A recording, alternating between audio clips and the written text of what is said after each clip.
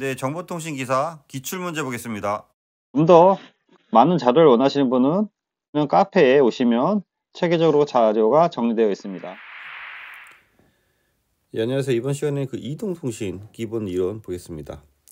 이동통신에서는 페이딩과 기본 이론, 신기술 등이 복합적으로 이제 계속 나올 수 있는 부분인데요. 많이 나오진 않지만 버릴 수도 없고, 그래서 일단 기본적인 걸 갖고 와야 되는데, 요 대부분의 기출 문제는 예전에 3G나 4G 유관의 기출 문제가 많이 있고요. 이동통신이 현재는 5G 쓰고 있고 이제 6G까지 발전하고 있으니까 여기도 무시할 수 없어서 신기술과 과거 기술을 어느 정도 같이 갖고 와야 되는 분야라고 할 수 있겠습니다. 과거 기술에서는 핸드오프 동기식이고 핸드오버 비동기식 등에 대한 문제가 간혹 출제되고 있고요. 그래서 핸드오버 핸드오프뿐만 아니라 기존의 신기술과 과거 기술을 계속 학습하면서 따라오시기 바랍니다. 예, 기출 문제 보면 1번 이동통신에 사용되는 핸드오프, 이렇게 핸드오프라고 나올 수도 있고요. 때는 핸드오버라고 나올 수 있어요. 뭐 두 개 구분하는 건 아직 안 나왔지만 5번은 비동기식, 핸드오프는 동기식이라고 이렇게 이해하시면 되고요. 예전에 3세대 이동통신 기준에서 쓰던 기술이라고 할 수 있겠습니다. 이건 이동통신 가입자가 특정 무선통신국에서 다른 이동통신국으로 이동할 때 채널을 자동으로 전환시켜 통화를 끊이지 않게 해주는 기술이다. 기지국이 있고 이 기지국을 이렇게 이동한다는 거죠. 그래서 이 기지국과 기지국을 이동할 때 이 셀 커버리지를 중첩에서 쓰게 하죠. 기본적으로 이렇게 중첩에서 그렇게 설계하기 때문에 그래서 얘를 우리가 핸드 오프 또는 핸드 오버라고 합니다. 그 내용을 적어주시면 되고요. 문제 2번 이동통신에서 가입자가 기지국에서 이동하면서 통화 끊임없이 연속적으로 통화를 유지하는 핸드오버 기술 3가지를 적으시오 라고 해서 밑에 똑같은 문제인데 이렇게 소프트 핸드오버, 하드 핸드오버를 물을 수도 있고요. 얘를 주어지고 내용을 물어볼 수도 있습니다. 문제 3번처럼 동일한 기지국 내에서 다른 섹터 간의 이동이다. 동일한 기지국 내에서 이동할 때 이동통신은 이렇게 3개의 섹터를 가지고 있죠. 그래서 하나의 섹터당 120도 정도 커버하고 이게 3개가 있어서 360도 커버합니다. 소프트 핸드오버는 섹터 간 핸드오프고, 소프트 핸드오버는 인적 기지국을 2개를 동시에 운영하는 것으로서 한 개의 채널을 천천히 끊는다 해서 인적 기지국을 이렇게 아까 말씀드린 것처럼 이렇게 해서 이렇게 중첩되는 부분을 서서히 끊고 넘기는 부분이 되는 거고요. 하드 핸드오버는 말 그대로 하드에서 현재 사용하고 있는 채널을 끊고 다른 채널을 연결하는 것으로서 FDMA라든지 TDMA에서 통신 방식이 완전히 바뀌는 방식이 되겠습니다. 또는 CDMA가 과거가 되는 거고요. 요새는 OFDMA 이렇게 변경되는 거라고 할 수 있는데 이건 이론적인 거고요. 대부분 소프트 핸드오버를 사용합니다. 문제 4번 이동통신 사용하는 기술로서 사용자의 위치를 기록하는 거, 사용자가 어디에 있는지 위치를 기록하는 거를 HLR이라고 합니다.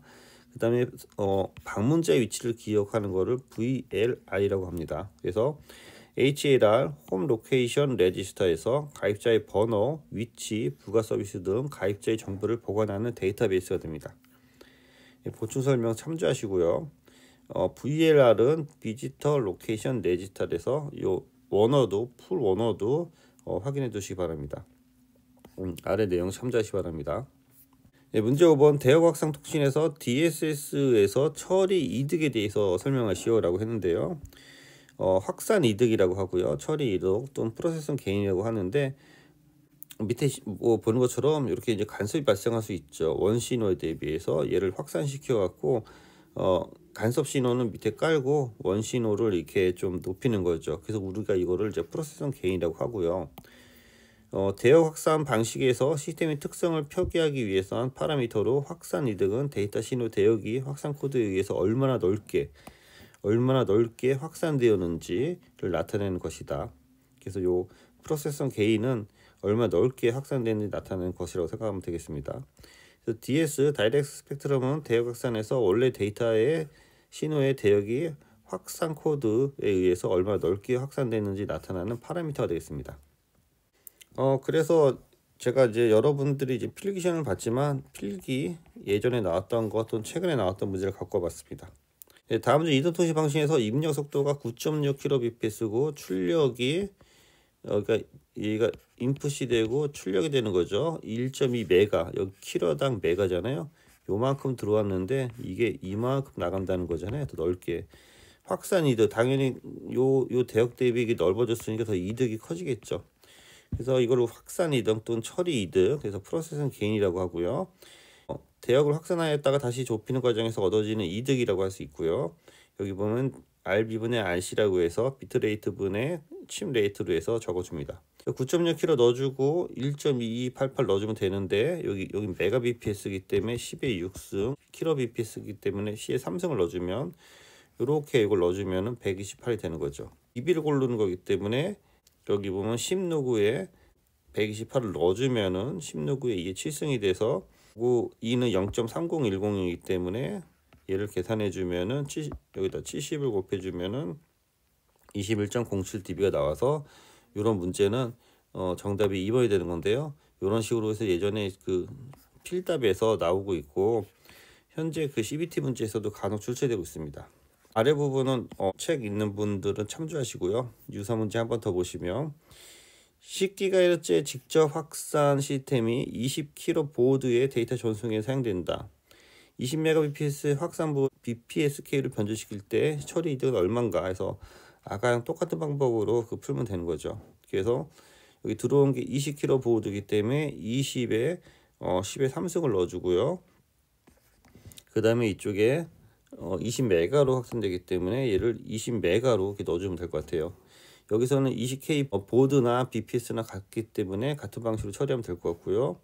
10기가는 저는 뭐 상관이 없는 부분이 되겠습니다.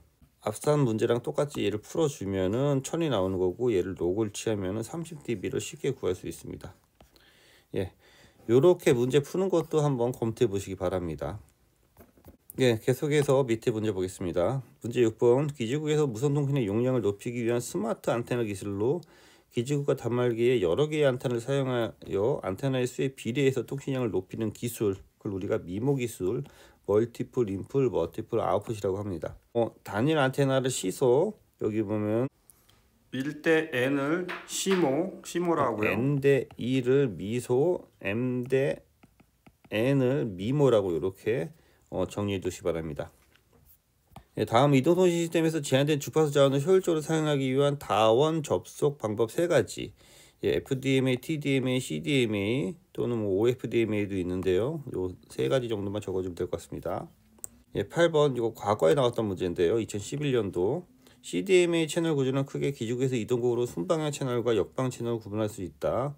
순방향 채널 3가지와 역방 채널 2가지를 적으시오 라고 해서 기지국에서 핸드폰하고 통신을 하는데 이렇게 올리는 거 이걸 업로드라고 하고요. 이렇게 내리는 걸 다운로드라고 하죠. 그래서 기지국을 중심으로 해서 밑으로 내리는 거를 우리가 순방향 기지국 중심으로 해서 다시 올리는 걸 역방향이라고 하는데 순과 역의 기준은 누구냐? 기지국입니다. 핸드폰이 아닙니다. 핸드폰이 아니고 기지국을 중심으로 해서 쓰는 용어라고 보면 되겠습니다. 밑에 설명이 있는데요. 핸드폰에서 올리니까 역방이 되는 거고요. 여기에 파일러 채널, 싱크 채널, 페이징 채널, 페이징 등등으로 이렇게 정리되어 있습니다. 그래서 맨 앞에 있는 채널은 파일러 채널, 그 다음에 싱크 채널, 그 다음에 페이징 채널, 그 다음에 통화 채널 등등이 있습니다. 반대로 단말에서 기지국으로 올리는 거는 액세스 채널과 역방 채널이 있습니다. 요거는 이제 앞으로 나오지는 않을 것 같아요. 근데 이제 참조로 제가 실어봤습니다. 아래 내용 참조하시고요. 예, CDMA에서 순방향 채널 4개와 역방향 채널 2개를 쓰시오 해서 2013년까지 나오고 안 나왔기 때문에 이제 폐기될 것 같습니다. 그래서 앞서 말씀드린 것처럼 순방향, 파일럿, 동기, 호출, 트래픽, 역방향, 액세스, 통화 채널. 그래서 순방향 채널 제가 아까 다시 말씀드린 것처럼 기지국에서 단말, 역방향 채널, 단말에서 기지국 중심으로 해서 정리하시기 바랍니다. 아래 내용 참조만 하시고요. 12번 이동통신 사용에는 PN 부호가 가지는 주요 특성. 그래서 요것도 과거에 나온 건데 혹시나 해서 실어봤어요. 주로 뭐 자기상한 특성, 넌속성, 천위 특성, 평형 특성, 발생의 용이성, 동기화 용이성 등이 있는데요.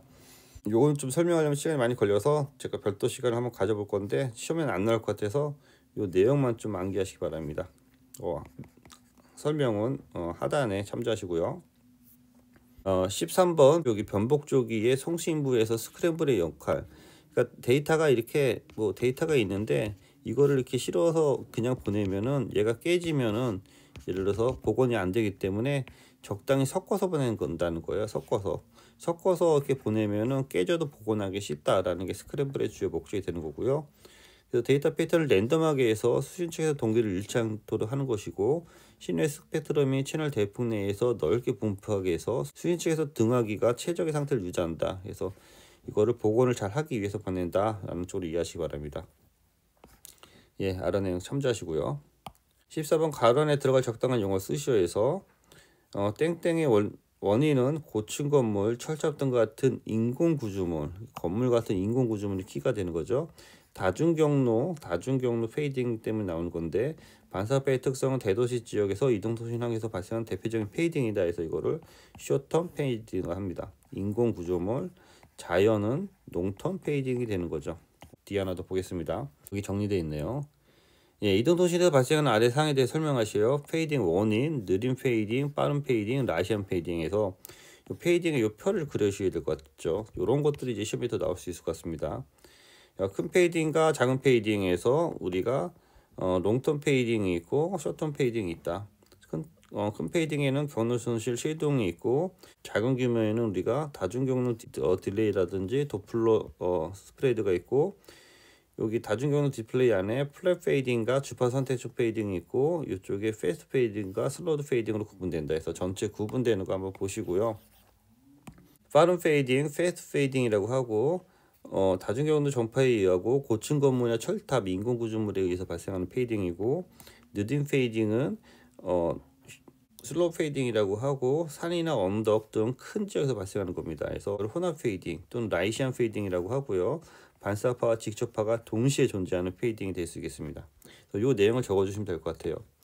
그래서 페이딩은 여기 보시는 것처럼 전자파가 다양한 경로로 전달되면서 신호 간에 서로 간섭이 발생하고 진폭과 위상이 불규칙해서 중요한 거는 수신 감도가 변경되는 거다. 수신 감도가 변경되는 게 페이딩이다. 느린 페이딩은 시외의 환경에서 긴 시간 동안 전파 환경에 의해 수신 신호의 세기 및 위상이 느리게 변하는 것. 빠른 페이딩은 도심이나 건물 등에 의해서 숏텀 전파 환경에 의해서 수신 신호와 세기가 빠르게 변하는 것. 라이시안 페이딩은 직접파와 반사파가 동시에 존재해서 발생하는 페이딩으로 정리하시기 바랍니다. 이런 거는 항상 다 시험에 나올 수 있기 때문에 꼭 정리하시기 바랍니다. 16번 이동통신에서 사용하는 안테나의 정기적 특성 3가지 쓰시오에서 특성 임피던스, 지향성, 안테나 방사 빈폭인데요. 이런 걸 적어주시면 될 것 같은데, 유산 문제가 15년도 이래 또 있었기 때문에 아예 이런 것들을 이렇게 주어주고 쓰는 문제가 있습니다. 임피던스는 안테나 선마다 가지는 고유 특성이나 TV, PC 등에 대해서 주로 55옴을 사용하는데요. 선마다 가지는 주요 특성이라고 이해하면 될 것 같고요. 지향성은 안테나의 방사 특성으로서 특정 방향으로 안테나가 이득을 나타내는 지표가 되겠습니다. 그래서 특정 방향으로 얼마나 잘 이득을 보내냐. 그래서 이런 걸 동그란 걸 우리가 등방성이라고 하고요. 똑같이 보내는 걸 특정 쪽으로 잘 보내는 걸 우리가 지향성이라고 하죠. 지향성. 그래서 이거 구분해서 쓰면 될 것 같아요. 이득은 지향성에서 안테나 효율을 고려한 종합 성능 지수로서 등방성 안테나를 기준으로 해서 우리가 얼마만큼 이득을 얻는지를 나타내는 절대 이득과 상대 이득으로 구분될 수 있겠습니다. 밑에 정리했는데요. 앞서 말씀드린 안테나의 그 등가이드를 봐서 특성 임피던스는 이렇게 우리가 RL, CG 개념으로 해서 안테나를 표현하는 거고요. 안테나가 어떤 그 특성이 있는지를 나타내는 부분이 되겠습니다. 그래서 특성 임피던스는 선마다 고유 특성이 있어서 특성 임피던스라고 하고요. 일반적으로 55를 많이 사용합니다. 안테나의 지향성, 요건 야기 안테나를 기준으로 해서 이제 표현한 거고요. 반사기, 투사기, 도파기로 해서 이렇게 안테나가 이제 지향성으로 나가는데 이렇게 복사 방향으로 해서 이런 그 패턴이 형성된다는 거죠. 그래서 안테나 이득은 등방성 안테나인 이렇게 동그란 안테나 기준으로 해서 얼마만큼 이거 나가냐라는 걸 나타나는 거고요. 그래서 요거를 이제 등방성 안테나가 되는 거고, 안테나의 빔 특성으로 해서 봤을 때 안테나의 그 상대 이득은 절대 이득 플러스 2.15 dB 정도로 보고 있습니다. 네, 그래서 여기서 dB, D는 dBi 마이너스가 맞는 것 같아요. 마이너스. 그래서 dbi는 dbd 플러스 2.15가 되는 거고요. 요 왼쪽 그래프에 보는 것처럼 요게 요게 그 지향성이 되는 거고, 여기 보면은 요게 한 2.15 정도 나와서 얘를 dbd 기준으로 풀면 dbd는 dbi 마이너스 2.15가 됐습니다. 네, 이상입니다. 수고했습니다.